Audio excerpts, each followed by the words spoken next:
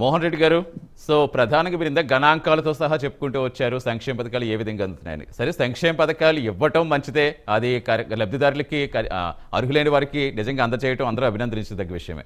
అంటే అభివృద్ధి లేకుండా అవి అమలు చేయడం కూడా సాధ్యమా? ప్రధానంగా మీ ప్రభుత్వం మీద వస్తున్న విమర్శలు అయితే ఎక్కడ అభివృద్ధి కనిపిస్తోంది, ఎక్కడ ఏ ఇండస్ట్రీ తీసుకొచ్చారు, ఎక్కడ ఏ ఉపాధి కల్పించారు, ఇవన్నీ లేకుండా కేవలం సంక్షేమ పథకాలనే నమ్ముకుని ఇంకా రాష్ట్రాన్ని అప్పుల పాలు లేదా అధోగతి పాలు చేసి ఒక వల్లకాడులా మార్చేసే పరిస్థితి తీసుకొస్తారని పదే పదే వాళ్ళు అనుకుంటున్న దానికి మీరిచ్చే ఆన్సర్ ఏంటి? అభివృద్ధి సంక్షేమం రెండు బ్రహ్మాండంగా నడిపిస్తున్నారు జగన్మోహన్ రెడ్డి గారు ముఖ్యమంత్రి అయిన తర్వాత. మనం అందరం వాళ్ళు అనుకున్నంత విధంగా ఇక్కడ అభివృద్ధి లేదనుకోవడం చాలా అమాయకత్వం అవుతుంది. అభివృద్ధి లేదంటే ఏంటి? అభివృద్ధి అంటే ప్రజలకు కావాల్సినటువంటి మౌలిక సదుపాయాలతో పాటు ఇక్కడ ప్రజలను డెవలప్ చేసే కార్యక్రమం మనకు అవసరం. ప్రజలకు ఏంది? నాడు నేడు ద్వారా దాదాపు 40,000 కోట్ల రూపాయలు పెట్టి వెచ్చించి పనులు చేస్తున్నారు. అదే విధంగా మనం ఈ హాస్పిటల్ సంబంధించి దాదాపు 16,000 కోట్ల రూపాయలు పెట్టి వాటిని డెవలప్ చేసిన సందర్భాలు ఉన్నాయి. అదే విధంగా మెడికల్ కాలేజ్ దాదాపు 8,840 కోట్ల రూపాయలు పెట్టి 17 మెడికల్ కాలేజీలు కట్టిస్తున్న సందర్భం ఉంది. 20,000 కోట్లతో షిప్పింగ్ యార్డ్స్, ఫిషింగ్ అర్బన్స్ ఇవన్నీ కట్టించే కార్యక్రమం కూడా జరుగుతా ఉంది. బ్రహ్మాండంగా పనులు జరుగుతున్నాయి. ఇక అదే విధంగా ఇప్పుడు మన అంటే ఆదాయం ఎక్కడ మోహన్ రెడ్డి గారు? సరే, ఆదాయం ఎక్కడ? ఆదాయం రాకుండా రేపటి నుంచి ఎలా రన్ చేసే పరిస్థితి ఉంటుంది? ఇప్పుడు ఇవన్నీ పూర్తి చేస్తే ఆదాయం వస్తుంది. ఆదాయం వస్తే రన్నింగ్ అవుతుంది. రన్నింగ్ వచ్చినప్పుడు ఆదాయం వచ్చినప్పుడు రన్నింగ్ చేస్తారు. ఇప్పుడు చంద్రబాబు నాయుడు గారు ముఖ్యమంత్రిగా ఉన్నప్పుడు దాదాపు 11.7% పేదరికం ఉండేది రాష్ట్రంలో. ఇప్పుడు జగన్మోహన్ రెడ్డి గారు ముఖ్యమంత్రి అయిన తర్వాత 4.2% పేదరికం తగ్గిపోయిందంటే ఇప్పుడు ప్రజల్లో ఆదాయం ఉన్నట్టే కదా. ప్రజల్లో ఆదాయం ఉన్నప్పుడు ఆటోమేటిక్ వచ్చింది కదా. భారతదేశంలో ఏ రాష్ట్రంలో జిఎస్టీ కట్టిన విధంగా ఆంధ్రప్రదేశ్ లో మన రాష్ట్రం మాత్రమే జిఎస్టీ కట్టుకుంది. దేశంలో ప్రజల ఆదాయం పెరిగింది, రాష్ట్ర ఆదాయం తగ్గింది అనుకోవాలా? ఎలా చూడాలి మోహన్ రెడ్డి గారు? రాష్ట్ర ఆదాయము వీళ్ళు ఉన్నప్పుడు కొలాప్స్ చేసి పెట్టారు. రాష్ట్రంలో ఎలాంటి ఆదాయాలు లేకుండా పూర్తిగా నిర్వీర్యం చేసి పెట్టారు. అందువల్ల జగన్మోహన్ రెడ్డి గారు వచ్చిన తర్వాత ఆదాయాన్ని పెంచుకుంటూ ప్లస్ అభివృద్ధి చేసుకుంటూ ప్లస్ సంక్షేమ కార్యక్రమాలు అందిస్తూ బ్రహ్మాండంగా ముందుకు వెళుతున్నారు. కాబట్టి జగన్మోహన్ రెడ్డి గారు లాంటి నాయకుడు మాకు కావాలని ఈ రాష్ట్రంలో కాదు ఇతర రాష్ట్రాల్లో ఉన్నటువంటి ప్రజలు కూడా కోరుకుంటున్నారు. అంటే ఈ విధమైనటువంటి ముందు చూపుతో ఉన్నటువంటి జగన్మోహన్ రెడ్డి గారు కాబట్టి రాష్ట్రంలో మళ్ళీ ఈ రోజు ఖచ్చితంగా జగన్మోహన్ రెడ్డి గారు అధికారంలోకి వస్తారనే ఉద్దేశంలో భాగంగానే వీళ్ళు ఒక్కరితో మనం జీటు తగలేము జగన్మోహన్ రెడ్డి గారిని.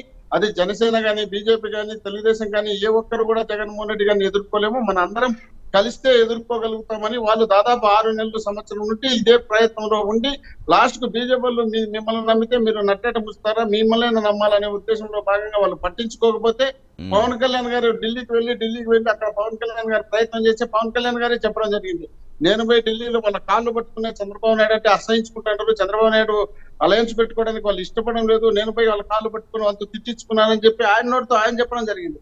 అదే విధంగా ఇప్పుడు పురంధేశ్వరి గారు 3-4 రోజులు అక్కడే కూర్చోవడం జరిగింది. చంద్రబాబు నాయుడు గారు పోయి 3 రోజులు వాళ్ళతో కూర్చోవడం జరిగింది. 0.8% ఓట్లు ఉన్నటువంటి వ్యక్తులకు 10 అసెంబ్లీ సీట్లు, 6 పార్లమెంట్ సీట్లు ఇవ్వడం జరిగింది. మరి పవన్ కళ్యాణ్ గారికి దాదాపు పోయినసారి 8%, 7% ఓట్లు వచ్చినాయి. మరి అలాంటి వ్యక్తులకు వచ్చేసి 21 సీట్లు ఇచ్చి ఆ 21 సీట్లలో కూడా 11 సీట్లు తెలుగుదేశం పార్టీ వాళ్ళకి ఇవ్వడం జరిగింది. అంటే వీళ్ళ పరిస్థితి ఏ విధంగా ఉండడానికి దీన్ని బట్టి అర్థమవుతుంది. కాబట్టి వీళ్ళు రమాదేవి గారు చెప్తున్నారు మేము వచ్చిన తర్వాత 4,000 పెన్షన్ ఇస్తాం, మేము వచ్చిన తర్వాత ఇంకా అధిక సంక్షేమ కార్యక్రమాలు ఇస్తామని.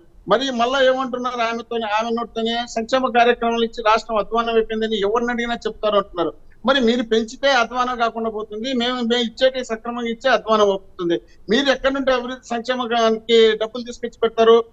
ఎవరింట్లో కూడా తీసుకొచ్చి పెట్టరు కదా. అది జగన్మోహన్ రెడ్డి గారు కానీ చంద్రబాబు నాయుడు గారు కానీ ఎవరింట్లో తెచ్చిపెట్టరు. కాబట్టి జగన్మోహన్ రెడ్డి గారు చేస్తున్నటువంటి ఈ కార్యక్రమాలు జనం మెచ్చింది కాబట్టి, జనం మెచ్చినారు కాబట్టి జగన్మోహన్ రెడ్డి గారు ఎక్కడికి వెళ్ళినా జనం తండోపతండాలుగా తరలి వస్తున్నారు. వీళ్ళందరూ కలిసి వెళ్ళినా కూడా జనం సరిగ్గా రావడం లేదు, వీళ్ళకి స్పందన కనపడడం లేదు. ఈ స్పందన కనపడకపోవడం వల్లే మనం ఖచ్చితంగా జగన్మోహన్ రెడ్డి గారిని ఎదుర్కోవడం కష్టం అవుతుందని ఉద్దేశంలో భాగంగానే వాళ్ళు పథకాలను అనేక రకాలుగా పెట్టి ఫ్రీ బస్సులు అంటారు, గ్యాస్ సిలిండర్లు అంటారు, అదే విధంగా మళ్ళీ పెన్షన్ తో పాటు మహాలక్ష్మి ఏదో కార్యక్రమాల్లో చెప్తారు. గతంలో కూడా చెప్పడం జరిగింది. చంద్రబాబు నాయుడు ముఖ్యమంత్రిగా కాకమునిపు ఏం చెప్పారు? ఒక ఇంట్లో ఆడపిల్ల పెడితే 25,000 రూపాయలు డిపాజిట్ చేస్తామని చెప్పిన సందర్భాలు ఉన్నాయి.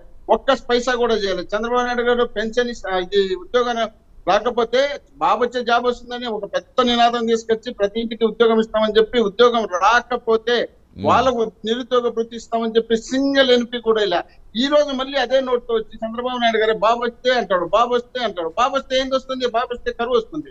కరువు వస్తే రాష్ట్రం నాశనం అయిపోతుంది. అంతకు మించి మీరేంది రాదు.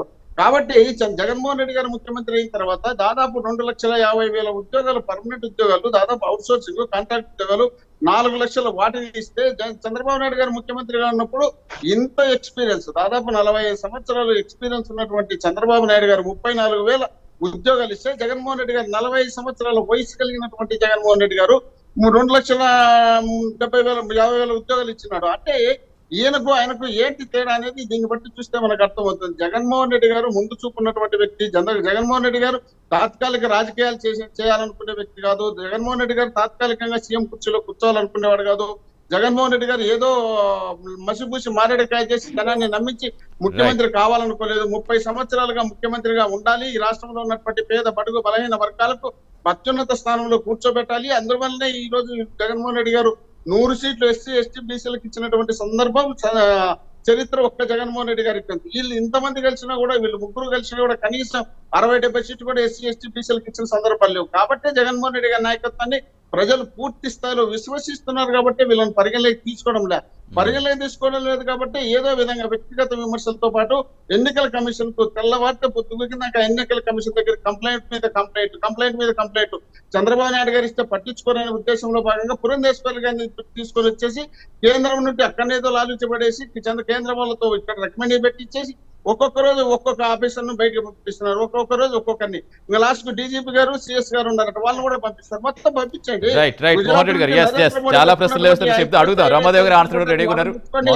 గుజరాత్ నుండి ఉన్నటువంటి అధికారులను తెచ్చుకున్నా కూడా ఆంధ్రప్రదేశ్ లో జగన్మోహన్ రెడ్డి గారే ముఖ్యమంత్రి. ప్రజల నిర్ణయం ఇది. ప్రజల నిర్ణయం తీసుకున్నప్పుడు వీళ్ళు ఎంతమంది అధికారులు వచ్చినా, ఎంతమంది రాజకీయ పార్టీలు వచ్చినా, ఎవరు వచ్చినా జగన్మోహన్ రెడ్డి గారే నాయకుడుగా, ముఖ్యమంత్రిగా ఈ రాష్ట్రంలో 24లో మళ్ళీ ఆయన